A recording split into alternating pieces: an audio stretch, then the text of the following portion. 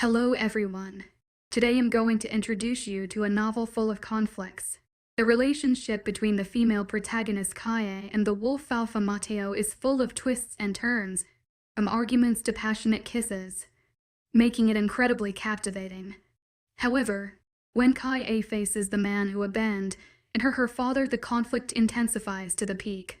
Her father's contempt makes her doubt herself, and Matteo's protective desire puts her in a dilemma. The brilliance of this novel will definitely keep you hooked. Chapter 25: God Bless Airplanes and Fake Passports. For the first time in a week, I was jolted awake by the jarring sound of Matteo's alarm. Instead, I found myself stirring to the gentle sensation of fingertips brushing hair away from my face. The familiar electric sparks dancing across my skin instantly revealed the identity of the touch, though I hardly needed that confirmation. Recently, sharing a bed with anyone but Matteo hadn't even crossed my mind. "Admiring your handiwork," I murmured, already certain of the answer. The cool air hitting my neck where he had deliberately placed his mark sent a shiver down my spine. In wolf culture, marking was a common practice between mates. However, it was typically an alpha trait to place their mark in a more conspicuous location. This was why most alpha mates proudly displayed their marks at the base of their necks. For the average wolf, marks were usually placed in less visible areas.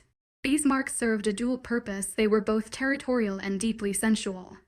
While a she-wolf might not flaunt her mark, for an alpha's mate, it was a symbol of elevated status. The mark itself didn't possess any mystical properties to ward off other suitors, but it did serve as a clear indicator of the strength of the wolf one would have to contend with to claim said mate. A male wolf's canines were among his most prized attributes. The size of the canines correlated with the depth of the bite, which was reflected in the intensity of the mark's color. "I'm sorry."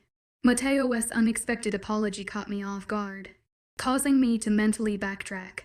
Since when did Matteo Nares easy apologize? I slowly opened my eyes to find him staring at the mark with a pained expression. "You're sorry." I echoed, trying to capture his attention and confirm that I was hallucinating. "Matteo," I called softly but firmly when he remained silent. His gaze finally shifted from the mark to meet my eyes. "Don't make me repeat it," he demanded, though his tone carried more of a plea than a command. "If I didn't want it, it wouldn't be there," I countered firmly, contrary to what he might believe. I was fully aware of my actions when I allowed him to mark me. I hadn't simply submitted to his whims or let him take advantage of me. He didn't answer. His eyes just focused back on the mark. "Do you regret it?" I asked, seeing the way he looked at my neck. "Do I regret marking you?" He repeated me, looking back into my eyes.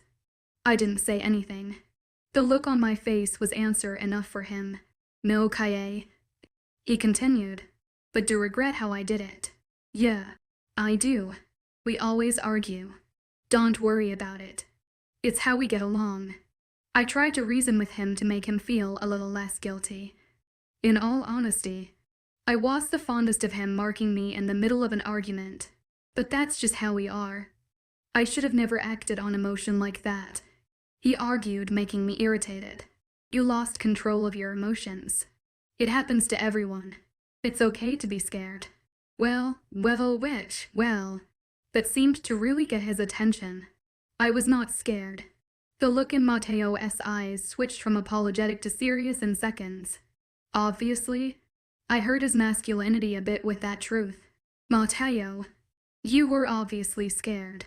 "It's okay, Kaye. I was not scared." "Yes, you were." "No, I was not." "Why are you denying it?" "There's nothing wrong with being afraid." I wasn't afraid of anything. "Fine," I snapped, pulling away from his grasp. "It'll just leave you then now." Matteo shot out quickly as his arms wound back around me. A look of panic washed over his face, just proving my point that he was obviously terrified of me leaving. I shot him a pointed look. The panic in his face was immediately replaced by a stoic expression. "Not scared?" I asked, once again. "I'm protective," he said, trying to defend his actions. "Yeah, because everyone panics and looks like they're about to cry when they get protective. I mocked, unconvinced by his excuse. I don't cry. Yeah. You don't do a lot of things. I muttered, rolling away from him to end the conversation. I didn't get too far, though. His strong hands caught a hold of my shoulders, spun me back around, and as I was in the midst of a protest, his hand came up to the back of my head while his lips captured mine. It was a hungry, lust-filled kiss as it had been the night before. Instead, it was pretty emotional, something that would have normally made me uncomfortable, but it actually managed to make me feel pretty at ease. It was as if Matteo was trying to tell me all the things he couldn't bring himself to actually say through the kiss. We pulled away slowly. Truth be told, I really was the happiest that it ended.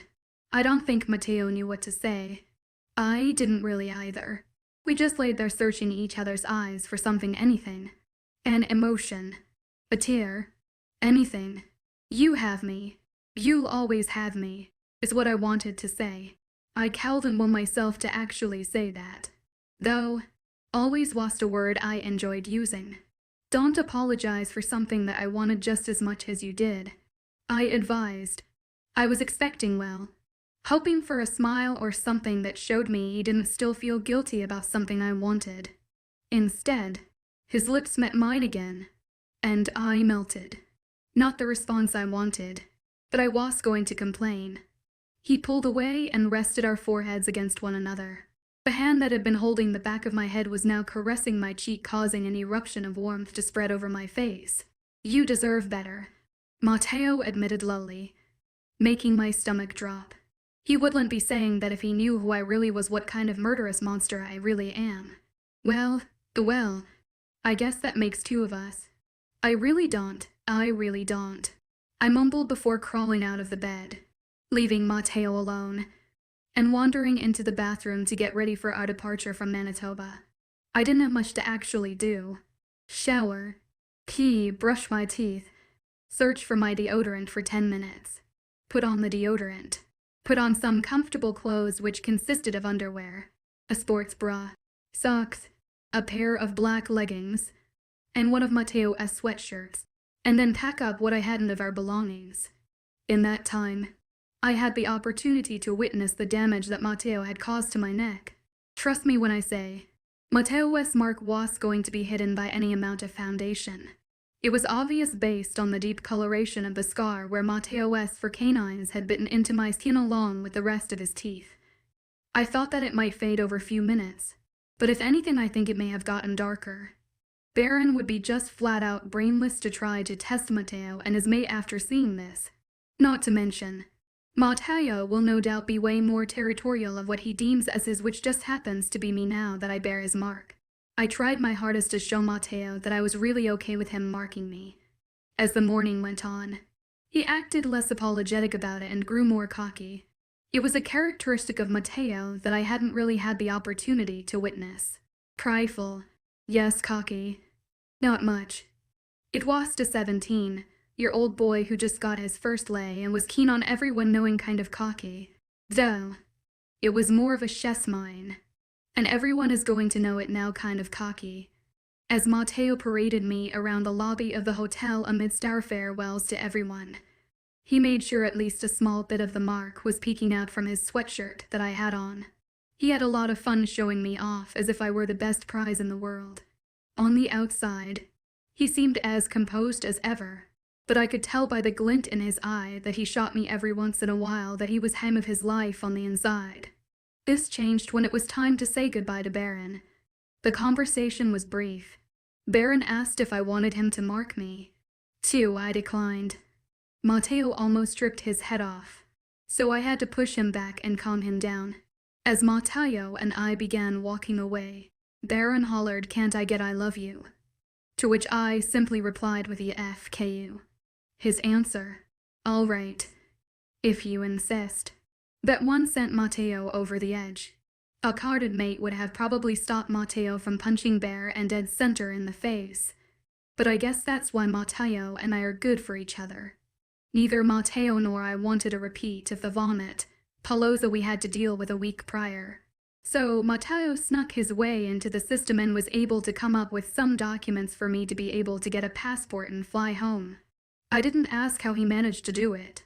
I just thanked my guardian angel for giving me such good luck lately. She must have been really working her ass off to get me in Simone's good books. Donnie took one for the team and drove Matteo's car home. She left the night before Matteo and I were set to, so she could meet us at the airport when we got home. From there, we would switch off cars since hers was still parked in the parking garage from her flight up to Manitoba. God bless airplanes and fake passports. I only got sick about 9 times rather than the hundreds of times I had to go through thanks to Matteo's stupid car. To say that Daniela was surprised to see the mark on my neck when we greeted her at the airport would be an understatement.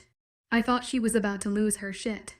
After about 20 minutes of interrogation, Matteo finally separated us long enough for us to get into his car and head home. If I thought Donnie's reaction was bad, I was not ready for Jack's. Matteo entered the house with his arms securely around my waist.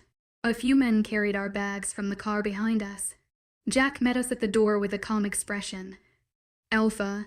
He bowed his head to Matteo. Jack. Matteo acknowledged, making me roll my eyes. He was so formal and stoic when his pack was around. I wonder what they would all think if they saw their alpha joking around with his mate about being a classy porn star. I bet they would lose their minds, keel over, and die. Beta Kate of Socius called this morning. It sounded urgent. I alerted him that you would be arriving today. Jack explained, being just as serious as Matteo. It was weird. My ears perked up at the mention of my brother. I hadn't had the opportunity to say goodbye to him this morning. Apparently, he and Bryce left late when they were alerted by their pack that their presence was needed. It had something to do with the rogue that had kept them from arriving to the conference to begin with. Apparently, the rogue problem that they believed they had sorted out really was fixed at all. Is he okay? I asked, becoming worried for my brother. He just said he needed to speak with you, Jack said, directing his statement at Matteo. He nodded sharply before turning his attention to me. I will be right back, Matteo promised. Jack, get some food and water in her system. She's had a long morning, he ordered before leaving Jack and I. As soon as Matteo was out of hearing range, Jack's serious FA morphed into the Joker real quick. When did this happen? He practically screamed at me as he pulled the sweatshirt down to expose the mark. I was about to ask him how he knew, considering I made sure it was covered when Matteo and I came into the house. But his excited babble told me all I needed to know. I didn't get a call from you or my dick of a best friend. I had to get a call from Donnie, which I'm highly offended that she found out from you before I did. Listen, it was a spur-of-the-moment thing. It only happened last night. I explained as I chuckled lightly. I knew it was going to happen. He shouted excitedly like a 7-year-old who just won at a crane game. You guys actually do have hearts. Jack, seriously, it's not that important, I said, trying to push away the conversation and began heading toward the kitchen. Not that important, Jack repeated as he followed me into the kitchen. Kaya, this is one of the most important things that can happen to a pack. This is huge. Because a little rogue being marked is so important to this pack, I muttered, grabbing a water bottle from the fridge. It's important when that mark just so happens to come from our alpha, he countered. It's not like we finished it, I stated, trying to seem put together. In reality, the more we talked about it, the more I felt like throwing up. Again, Kaya, you say that like most people don't bang before the marking, he pointed out. My lips settled into a thin line as I thought about it. He was strong. Oftentimes, marking did come after sex. You already finished the hard part. Anyone can have sex. Marking is what really makes you Matteo's. Jack, I began trying to argue with him, but I was cut off by a pack member. I sent up a silent thank you to the man upstairs. Sorry for the interruption, Beta, and he stuttered. I could tell the poor boy was first of all intimidated by standing next to the very influential pack members. Not only that, but I could tell that he was really struggling with what to call me. I knew he could see at least a part of the mark. What is it? I asked with a small smile. This alone seemed to have calmed his nerves a bit. The Alpha has requested for you in his office, he said with his head low, not daring to look me in the eyes. Again, I sent up a silent thanks and ran out of the kitchen at lightning speed. I arrived at Matteo's office in no time. The door was closed. I decided to be nice and actually knock for once. I waited for Matteo's coming before entering. You requested? I asked, peering into his office. He was standing in front of his desk with the phone to his ear. It's for you. He answered as he moved the phone from his head and held it out to me. I was confused at first, but then I remembered that he was supposed to be calling my brother back. It was probably just Alexi calling to say hello. I bounced over to the phone and happily snatched it from Matteo's hand. Hello? I asked into the phone. Kai. Alexi's panicked voice rang over the phone, causing my entire body to stiffen. Caden? I asked, worry filling my tone. I immediately reverted back to his real name, feeling like the little girl that I used to be when he was around. I had been doing so well using the name he wanted to be called after he had succumbed to pack life. I just cowled and helped myself. HES here. Kai. He said, swiftly leaving me in a state of confusion. Who's there? Parker. HES in the cells. Alexi confirmed, making me freeze. My hand released the phone, allowing it to topple to the floor. Matteo was holding onto my shoulders in a matter of seconds. His dark eyes were peering into my own, searching for any answers as to what just happened. Kai, what's wrong? He interrogated, suddenly on high alert. They have him, I whispered. A cold shiver ran down my back at the actual thought of it. It couldn't be true. Who? I gulped. There was no way. Not now. Not like this. Not when everything just finally started to figure itself out. I just started to find myself. Kai, who do they have? Matteo repeated himself as he shook me a bit. My blood ran cold, but my heart felt warm. Someone who I had loved so much, but had caused me so much pain. Someone who had created my childhood, but also managed to destroy it. Someone who I had missed more than anything, but never wanted to return. Someone who built me up to the person I am, but ruined me from the start. My dad. Chapter 26, Part 1. Okay. Whatever. Derek, are you sure about this? Matteo asked, making me gulp. My heart was racing like crazy as I just stared at the giant pack house in front of me through the car window. Yes, I said confidently, but on the inside I was crumbling like a piece of stale bread. You're lying, he accused, making my head turn to meet his handsome face abruptly. His brow was raised, obviously testing me to deny him. I can hear your heart racing. My strong FA8 vanished and a frown replaced my features. Matteo reached his arms out to me and pulled me to his chest. I'm getting to see the man who abandoned me after like 5 years. And for some reason I can't help but feel excited. I admitted. Is that wrong? Well, do you want the truth? Matteo asked, making me sigh. He didn't even have to say what he was thinking for me to know that he thought I was insane for wanting to see Parker. My dad. After the phone call with my brother, I didn't know what to say. I kept asking Matteo if this was all just some sick joke that he thought would be funny. He went on to assure me that the only sick joke in my life as of now would be my father. Matteo was really not a fan of him. I didn't blame him, though. I did tell him some pretty shitty things about my dad. I just couldn't help it. I couldn't help that I still cared. He's my dad. After all, I was internally a mess. The little people in my head were basically running around setting fire to everything they touched in a failed attempt to fix my inevitably life-damaging issues. I was calm, cool, and collected on the outside. Though, okay, maybe that was a lie. I was doing good handling my emotions until I accidentally threw Jack down a flight of stairs. It was after I did that and continued screaming at him from the top of the stairs about how I was thinking about just throwing myself out of the 7th story window that Matteo took me to our room. We spent the rest of the day in there. He let me rant and punch him whenever I had random spurts of anger. He also held me and rocked me back and forth when I got to a point where I felt like I wanted to cry. But I don't do that.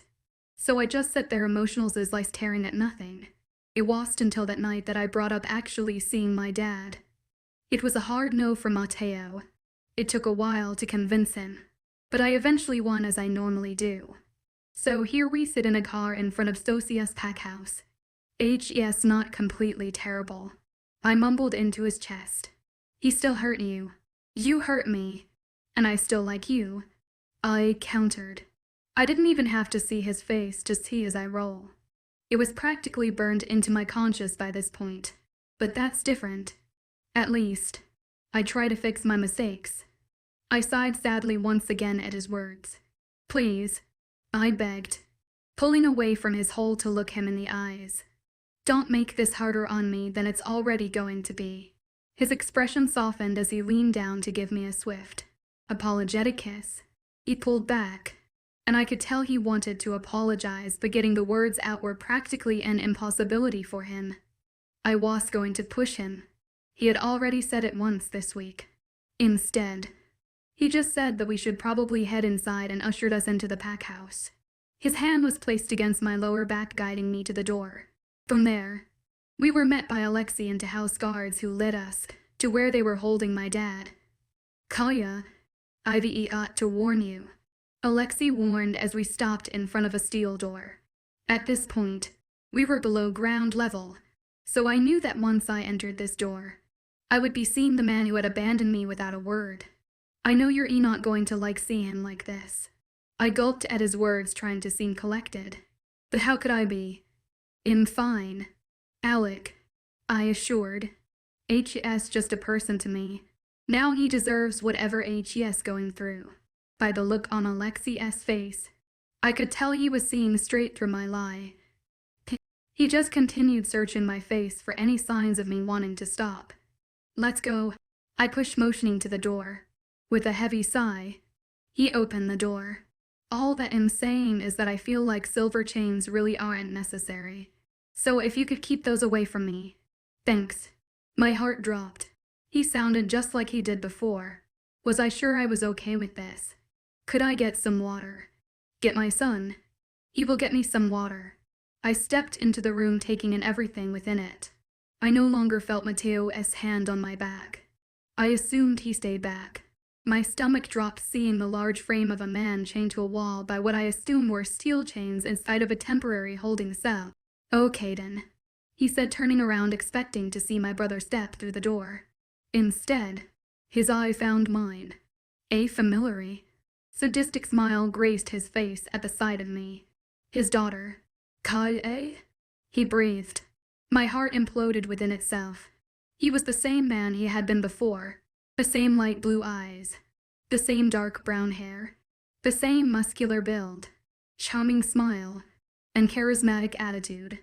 He was my dad. My precious Kai. Daddy. My voice cracked as well as one of the cold, hard walls that I had built around my heart because of him. My feet started moving before I had the opportunity to stop them. My hands were grasping the steel bars of the cell so tightly that my knuckles were white. Open the door, I pleaded to a guard who had been standing in front of the cell. It's not, I said. Open the door, I snarled, angling my head to face him directly. The guard looked over to Alexei, asking permission. My brother nodded, and the guard made quick work of unlocking the cell. My little girl, my dad murmured in a prideful whisper, making a sense of accomplishment bubble within me. He was proud of me. He was still proud of me. As soon as the door was open, my arms wound around my dad's neck. His chained arms wrapped themselves around my torso, crushing me to him. I could feel the steel cuffs on his wrists digging into my back. But I couldn't have cared less in that moment. Can we have a moment? My dad spoke up after a minute of us just embracing one another. Like hell. Matteo snapped, making anger rise within me. Can't I just have a minute with my dad? I argued, releasing my dad from the hug that I didn't want to ever let go from. Matteo seemed taken back by my outburst. I could see by the look in his eyes that he was about to grab me and take the two of us home in that moment. But Alexei diverted his attention. He said something in a low, hushed voice to Matteo so that I was unable to hear him. Matteo glanced between my father and I for a moment before nodding and exiting the room with my brother. That left my dad, two guards, and me. Do you not have anything better to do? My dad had asked the guard standing in front of his cell. Making sure you don't get out is probably the best thing we can do. Parker, the guard who unlocked my dad's cell said in a bored tone. I could only assume by the first name basis that the two had fed together down here. Oh, whatever. Derek, my dad grunted. His gaze found me again, and his smile returned. Well, you've definitely grown over the past few years, haven't you? What are you? Now 16, 17, 19. I corrected, making his eyes grow. That long? He chuckled. Didn't you look for me? My eyes grew, and my heart rate sped up. Was I supposed to look for him? I mean, I did. I just could never find him before I ended up in Biendi's possession. I called and find you, I admitted. A look of disappointment washed over my dad's face, making me feel sick to my stomach. I thought you were better than that. I guess your brother always was the smart one. He chided. I lowered my head. He was right. He was always right. I know. I should have looked harder. We settled into a silence before he spoke up. Again. So, I hear you have the alpha of Cetus wrapped around your finger, huh? My head immediately snapped up at the mention of Matteo. Noticing the panic that had taken over my body, my dad continued his interrogation. Never would have thought my independent, little Kai would crave power. Impressed. Seducing the alpha must not have been easy. He complimented, making my mouth go dry. Well, actually, if only your disappointment of a brother could see things our way. He interrupted me. I bit my tongue, trying not to scream Matteo is actually my mate, and then beg for his mercy and forgiveness. Fighting for the role of a pack wolf. It's not even one that can control an entire pack. Useless? Is he not? HES just trying to work his way up. I defended, trying to make excuses for my brother that I knew weren't true. Are you defending him? I hung my head in shame at his question. He was definitely going to be angry with me about this for a while. No, I mumbled, sheepishly, feeling like the little girl he had abandoned. Kaya, I can't hear you when you mumble. My dad said lowly, making the hair on my body stand on end. Speak up. He snapped. I said. No, I said louder. Kaya. The mumbling. He snapped again. Are you dumb or stupid? Do I need your brother to come in here and show you how to speak? I said. No, I snarled, staring down at the floor. A sick feeling formed in my stomach hearing my father's light chuckle. He always did know exactly how to get to me. You never were a tough cookie to crack, were you? Deciding it was best to just not say anything, I shook my head. It's all right. At least, you're beautiful like your mother. He complimented, making me smile a bit. So, about this Alphaneer's easy, How exactly did you get him into the palm of your hand? Not daring to look my father in the eye, I kept my eyes glued to the ground. Kaya, what did you do? Again. No answer. Kaya, he shouted, making me flinch. Answer me. Damn it. Have you lost a few more brain cells since the last time I saw you? If you could please refrain from shouting at my mate before I ripped the vocal cords out of throat, that would be nice. Matteo's deep voice rumbled through the room, sending a shiver down my spine. My eyes snapped up to meet my father's. The rage that filled them set my insides on fire. Mate, he repeated, making me feel like I was about to throw up. He was never going to forgive me. He was never going to accept me. He was never going to be proud of me. I was pulled from my thought by familiar sensation that only Matteo's touch could give me. He grabbed my hand and pulled me out of my dad's cell. Our eyes were still connected as he yelled at me. Kaya Parker, you better pray this is a joke. He snarled at me, violently pulling on the chains that held him to the wall. Don't leave this room. Kai, don't leave this room. His deep growl ripped through the air, causing my chest to tighten. It felt like a boa constrictor had wrapped itself around my torso, and my torso emanated out of me. I wanted to yell back. I wanted to look him dead in the eyes and say that he can't tell me what's not mine. I wanted to be right. For once. But I didn't want him to be disappointed in me. Kai. And then, the sealed door shut, followed by the steeled door of the room behind Matteo and I. The slam of the door brought me back to reality. My eyes on the dark, Mediterranean, blue eyes of Matteo instead of the icy eyes of my father. It was as if I was given a coat in the winter cold. Heat radiated in my chest, making my body feel warm. The icy feeling running through my veins no longer there. I wanted to punch myself in the face 9 times for letting him get to me. Again, I wanted to throw myself down a flight of stairs for making me question myself. I wanted to shoot myself in the foot for even thinking he was a decent father. I couldn't help it. He got under my skin without even trying. And I let him. He brought out a bad person, a monster that had slowly begun to go away. Are we going home?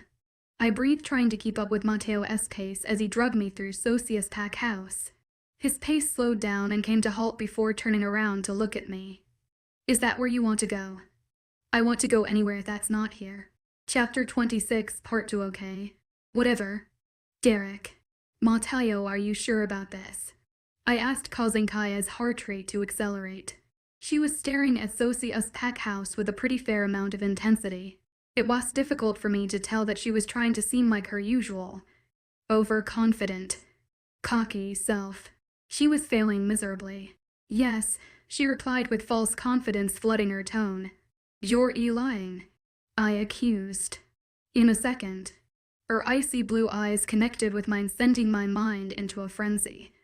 Ignoring the hyperactivity in my brain, I raised a brow, testing Kaya deny me. I can hear your heart racing. A frown replaced her confident expression, making my chest hurt a bit. It was extremely foreign seeing Kaya upset, feeling the need to comfort her the only way I really knew how to. I pulled her to my chest. They come to know that this was the easiest way to get her to calm down. In getting to see the man who abandoned me after like 5 years. And for some reason I can't help but feel excited. Is that wrong?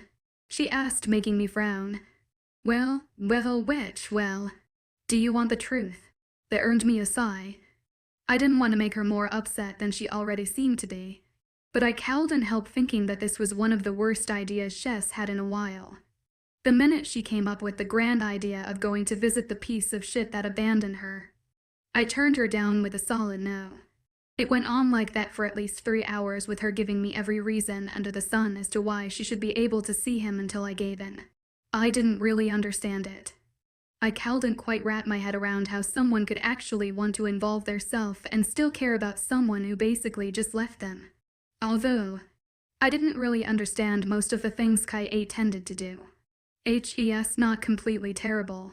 She mumbled into my chest. Her warm breath spread over my chest through my shirt, making my heart beat a little faster than normal. It honestly irritated me a bit. He still hurt you, I countered. I would be lying if I said I was trying to convince her to not go inside and see her father. You hurt me, and I still like you. Well, that one hurt me more than it should have. I will never understand how such a small little thing could have the power to actually hurt me. But that's different. At least, I try to fix my mistakes. I accept that I'm not the best, but I do try. It's not easy. If anything, it's hell most times, but I do try.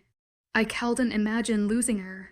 I'd probably lock her in my closet if she tried to run away at this point.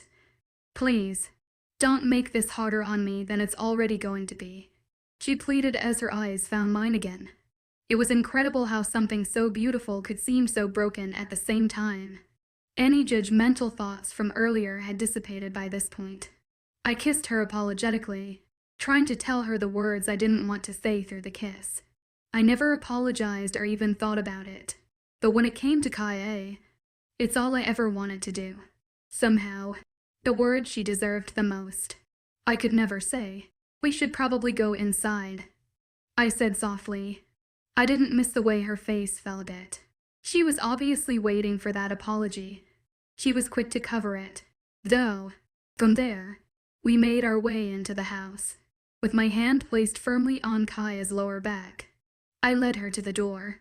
We were met by Alexei and two guards flanking him. I greeted them as Kaya stayed silent. Knowing she was going to make a sarcastic remark to her brother actually killed me inside a little bit. Trying to ignore the pain in my chest due to my mate's emotions getting the best of me, I followed Alexei to their father. It was obvious Kaya was distracted the entire way there. She was breathing faster than she normally would and her eyes were glued to the floor the entire time. Normally, I would find it amusing how she would look around and make comments about everything surrounding her. Not this time. Her gaze just kept to the floor. Kaya, Ive ought to warn you, Alexei warned as we stopped in front of a steel door. His hand was grasping the handle as he looked down at the most important thing in my life, with worry filling his eyes. It pissed me off a little. I'm here, so why should he be worried for her safety? No one would ever hurt her. It makes sure of it. That was something I knew how to do better than anyone protecting what's mine.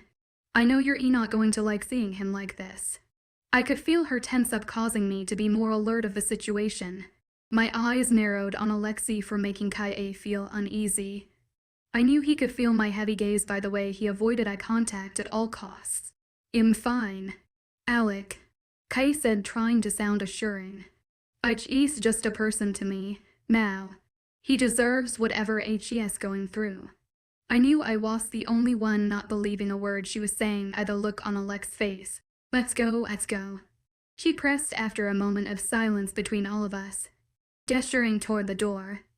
Unwillingly, Alexei opened the door, leading my mate to her father. All that I'm saying is that I feel like silver chains really aren't necessary. So if you could keep those away from me, thanks.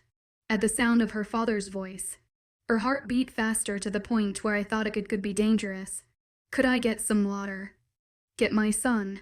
He will get me some water. She continued into the room alone as I stood back. I wasn't positive if I could control how badly I wanted to punch her father in the face for abandoning her like he did. Oh, Caden. The shithead hummed, assuming Alexei was the one who had come to greet him. I watched as a pair of light blue eyes that seemed identical to the pair I had grown so fond of found my mates. As realization hit him, a wicked smile lit up his face, creating a feeling in the pit of my stomach, making me want to rip him apart then and there. Kaya, he breathed. My precious Kaya. I didn't know what I expected from my hard ass of a mate. Maybe an insult. An interrogation. Certainly. Not the use of the word daddy like a 10-year-old girl. Though, her voice cracked as she said it. My chest had this weird achy feeling inside because of it, making me want to punch someone or something. It was uncomfortable. She bolted to the holding cell and wrapped her small hands around the bars.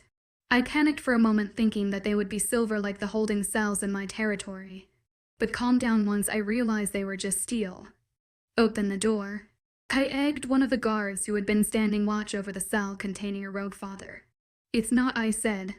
Open the door. She snarled, causing all of us to back up a bit in shock.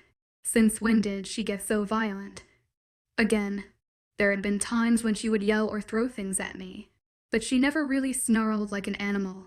My little girl, her dad murmured, watching her in awe.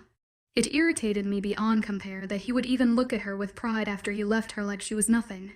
She's everything. As soon as the door was open, Kaya latched herself to him. Oh, how badly I wanted to rip him apart from the inside out for even breathing the same air as her. Can we have a moment? He asked after a minute. Like hell. I growled lowly, not expecting the anger that would rise from my mate because of it. Can't I just have a minute with my dad? She snapped with a cold glare. It took every ounce of strength and affection that I had for her to not throw her over my shoulder and show her who alpha is. I gritted my teeth, thinking about just how badly this could end up if I say the wrong thing to her. Thankfully, my internal fuming was cut short by her brother. We need to talk, he stated in a low, hushed voice, so that I was the only one aware of what he had said. I looked between my mate and her father, who she was now standing in front of with her arms crossed, waiting for me to challenge her. deciding it was probably best to leave the vicinity before I made my mate hate me for the 26th time. I agreed to speak with Alexei. We both exited the room and shut the door behind us, leaving only 2 guards in the room with Kai and her father. Honestly, I had a feeling Kai could rip them both apart in the blink of an eye. But I wasn't about to say that to the Pax Beta and offend anyone.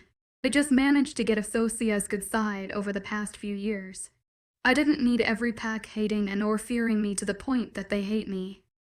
I snapped, still a bit irritated with Kai. She got to me in a way that no one else had the ability to. And to say I hated it would be an understatement. The Kai in that room right now, and the Kai you know are 2 completely different people. Alec concluded. Does he think him stupid? No king shit. I deadpanned. It was hard to tell that Kai had managed to do an emotional 180 in the presence of her father. If you brought me out here to gossip about my little psychopath. I'd rather not, I stated, reaching for the door before Alexei blocked me. A low, warning growl vibrated from my chest as I glared at the boy trying to keep me from my— He may be Kai's brother, but I would gladly throw him through the door just to get an even if I didn't exactly have to. Alphanairs easy, eh? Please, just hear me out, he begged. Internally, I groaned like a 10-year-old, deciding that I should stop acting like Kai. I turned to give Alec my full attention. Well, assumed by protectiveness, about my full attention. A part of me was always focused on Kai. Kai's faith in my father runs deep. In her eyes, this man does no wrong. She has spent her entire life trying to prove herself to him and make him proud. It's instinctual for her at this point. Alexei explained, making me want to scoff. Kaya, my Kai, feeling the need to prove herself to someone. Anyone. Does he not know his sister? Yeah. Okay. I responded, obviously unconvinced. She does a great job at hiding it, keeping her secrets. She has always been that way. Except with him. Our dad could break her down with the snap of his fingers. I narrowed my eyes as his words made their way through my head. I knew Kai was secretive. It was blatantly obvious that half of our conversations were spent with her trying to avoid any sort of personal conversation about herself. And I pressed. Growing up, Dad did a lot of emotional damage to the both of us. I knew how to take it and deal with it. Kaya, on the other hand, let every word cling to her. He controlled her by making her feel like she would be nothing without him. And she believed it. The thought of Kai thinking she was practically nothing without her father angered me beyond words. Kaya was smart in her own way. She was kind in her own weird, demented way. She was her own person. What would he say to her? I asked lowly. Well, Alexei began, seeming a bit guarded. That depends, I guess. More often than not, he was just telling her she was smart enough, or strong enough. He'd pick at little things she would do, like mumble or walk with poor posture. It was basically just anything small that she did wrong that he would then blow out of proportions. He explained. In the past, I had threatened Jack many times for stupid things involving Kai, like looking at her for too long or thinking it was okay to be in the same room as her. But I could think of about a million more sadistic ways to completely ruin her father in that moment. That it? I asked through gritted teeth. If Parker was in the room, I would have advised him to pray, that was all. He used to compare us a lot. Kaya knew she was the favorite, and she would do absolutely anything to make sure it stayed that way. Dad used to make her seem inferior to me, and that's how he got his way most of the time. Like I said, Kai's entire life has been spent trying to prove that she's good enough. He concluded. My brows drew together thinking about it. At first, it didn't make sense. My Kai feeling inferior to anyone. Nonsense. Kaya thought she was the best, and everyone knew it. But the more I thought about it, the more I realized just how true his words could be. As much as I wouldn't like to admit it, she accepted the bond to prove to Jack that she was capable of having emotion. She started to actually act civilized with pack members to prove to Daniela that she was capable of being a part of pack. She behaved and was involved at the leaders' conference to prove to everyone there that she had what it takes to be a Luna. And all this time, she remained a rogue to prove to her father that she could be exactly what he wanted her to be. Well, why the FK does she still live to please him if he left her? I asked, irritation thick in my voice. Your guess is as good as mine, Alex said with a shrug. There isn't a single person in this world who knows how to make her feel better or worse about herself than him. I guess she just likes to hold on to the better. Kai. The booming voice of her father caught my attention. Instantly, I had pushed past Alexei and entered the room. Once again, answer me. Damn it. Have you lost a few more brain cells since the last time I saw you? If you could please refrain from shouting at my mate before I rip the vocal cords out of your throat. That would be nice, I threatened darkly, meaning every word that came from my mouth. I would start a war with every pack in the country if that meant keeping Kai happy. I wouldn't feel the slightest bit of regret by ridding my world of her father. Mate, Parker repeated quietly as I drug Kai out of the cellar by her hand. I assumed by the look of shock on his face that he wasn't expecting his pride-seeking daughter to accept an alpha mate. I couldn't wait to see the look on his face when he sees the mark on her neck. Kaya Parker, you better pray this is a joke. He snarled. How precious. He named Kai after himself. Now I see where Kai gets a lot of her cockiness from. In the background, I could hear the obnoxious sound of him pulling violently on his restraints. If only they would have been silver. They definitely would have been on my territory. No questions asked. Don't leave this room. Kai. Don't leave this room.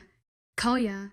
Ignoring Parker to the best of my ability, I pulled my mate out of the room and made sure the door was securely shut behind the two of us.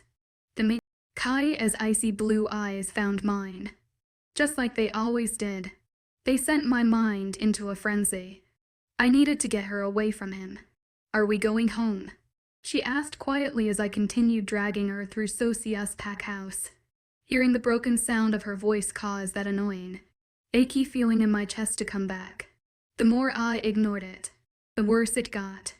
Deciding for the better, I slowed my pace and stopped to look at her. Again, those eyes.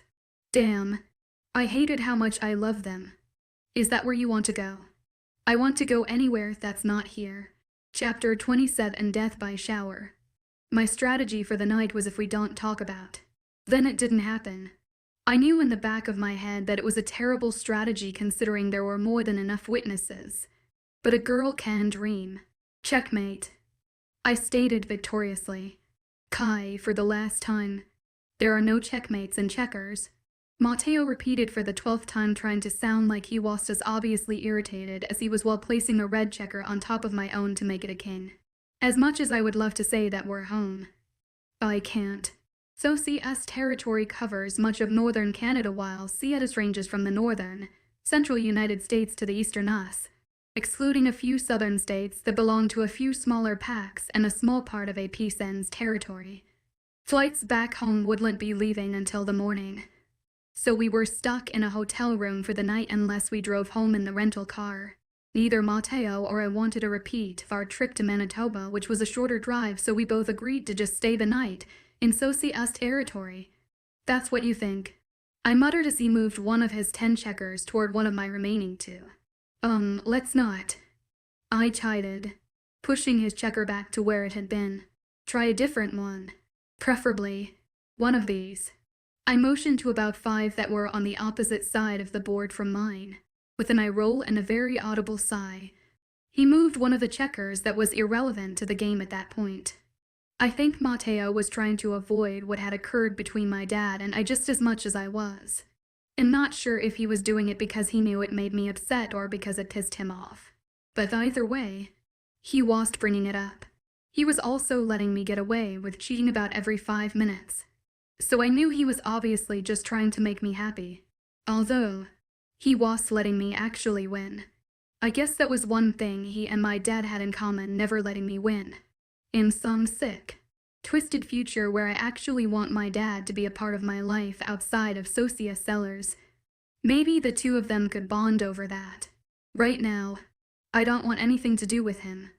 I thought that after all this time that I would feel stronger than him. I thought that seeing him helplessly trapped behind thick bars would make me feel like, for once, I had the upper hand. But it didn't, because as soon as I saw him, it was my fault. It was my fault that he was behind those bars. It was my fault that I could never find him. It was all my fault in that moment. It always was. He never failed to make that very clear. I could have always done something. Kaya, Matteo repeated, pulling me out of my intense staring competition with the checkerboard. Oh, yeah. I mumbled just above a whisper as I moved my king out of its safe place on the edge of the board. I didn't have to look up to know that Matteo's worried stare was beating down on me. I could feel it burning holes through me. I wished he would just stop looking at me. I wished he would just stop acting like him the victim. I'm not a victim. I was never a victim. I don't need pity. I don't want pity. I never had it before. And I don't want it now, Kaya. It's your turn. I interrupted him, feeling sick to my stomach thanks to the never-ending stream of thoughts flooding my mind. We can talk, it's your turn. Your dad, I said, it's your turn. I snapped, angling my head upwards so that I was staring directly at him. By the look on his face, I don't think he was expecting to meet my enraged eyes. His features hardened as his eyes went from me to the game board. In 3 simple jumps, one of his 7 kings had jumped both of my pieces, ending our 15th game of checkers that night. The anger dissipated from my face, and a small frown appeared. Am I never going win? I whispered. I was sure exactly what scenario that had occurred in the past few weeks I was directing the question toward, but I wanted an answer. Nonetheless, my eyes never moved from the game board that now consisted of only black checkers as Matteo got up from his position on the floor and for directly behind me. His arms wrapped themselves around me, making the heavy, cold feeling in my chest lift a bit. An airy warmth ventured its way in, and the pleasant feeling grew when I leaned back into Matteo's chest. You'll win, he spoke up after a minute of silence. I promise. You won't feel like you're losing. I don't feel like I'm losing. I sighed. I am quite literally losing at life. I always have. I always will. From the moment I exited the womb, I was taking losses. I lost my chance at a normal childhood. I lost my chance at having normal caring parents. I lost my brother. I lost my freedom. I lost at checkers 15 times in a row. I can't do anything without losing. Some losses are good losses, Matteo chimed, causing me to scoff. Yeah, and some bombs are good bombs. I added humorlessly. You know that's not what I meant. He chided, not earning a response from me. I just wanted to go to bed. HES not good for you. I know you don't want to hear it, but HES not. My brows knit together at his statement. I leaned forward out of his hold and turned around to face him. His dark eyes scanned my face, searching for anything to give away what I was truly feeling. I don't think there was a facial expression to portray the feeling of wanting to take a blowtorch to my face for a solid hour. You don't think I know that. A part of me was a little offended that Matteo thought that I really believed my father was a good person. Kaya 5 years ago thought her father was the best person to ever exist. But present, Kaya knows that a parent shouldn't just abandon his child. Present, Kaya knows that there is something wrong when just one person has the ability to make her hate herself with just one comment. But present, Kaya also doesn't know when to stop looking for the good in her father. She never did. Do you honestly figure that I think it's normal to feel like it's my fault for what happens to my dad when he does something that I can't even control? I think, for the first time, I actually managed to stump Matteo. I had thrown a lot of ridiculous questions at an answer for, but now he just sits in silence. I don't, I said quietly, but I do not know anything else, so. His lips twitched the slightest bit, making me assume that there was something he wanted to say. His eyes switched from my eyes to my lips and repeated the process a few times, but he never said anything. He just sat silently watching me.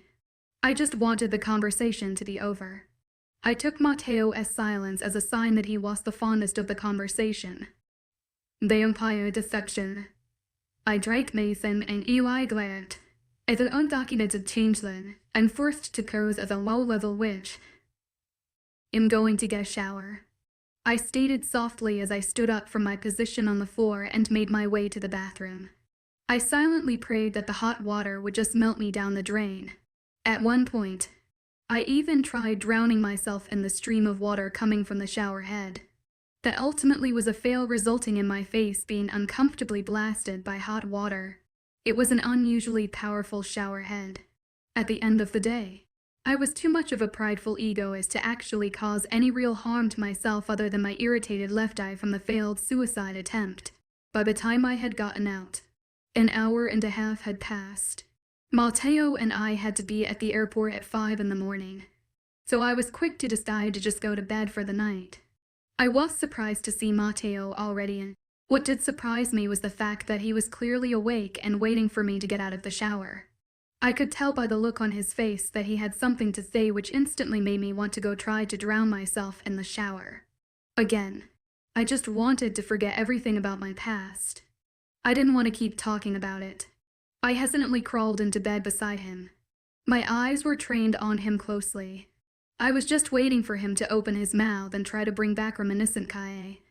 Not happening. Not tonight. Kaye? It's your favorite fruit. I quickly interrupted him. What? Total confusion was written all over his face. A fake chuckle left my lips. In all honesty, I was just as confused as him by how I was trying to handle this situation. What's your favorite fruit? I repeated with another chuckle. By the expression on Matteo's face, I think he was wondering if I had mastered cloning while I was in the shower. Stupid.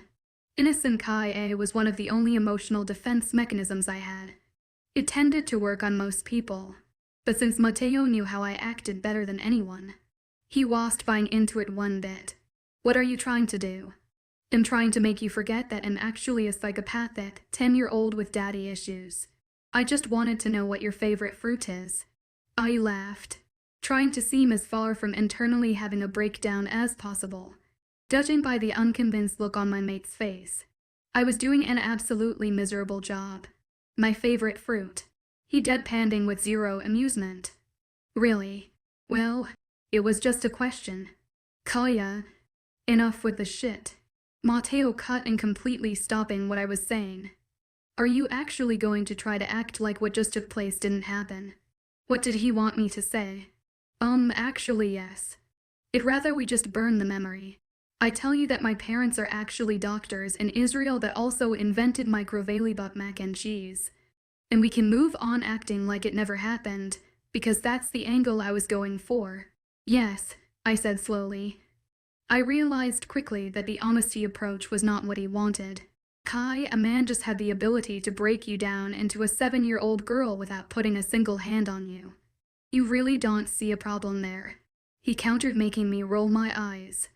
I never said I didn't see a problem there.